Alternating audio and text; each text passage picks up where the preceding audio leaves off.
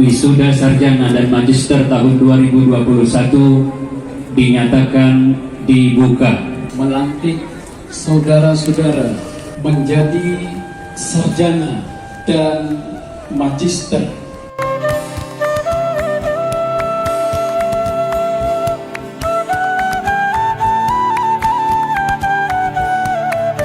Kami pada pagi hari ini merasa berbahagia berbangga sekali berada pada forum ilmiah wisuda program sarjana dan magister Institut Pegawai Islam Negeri Takengon.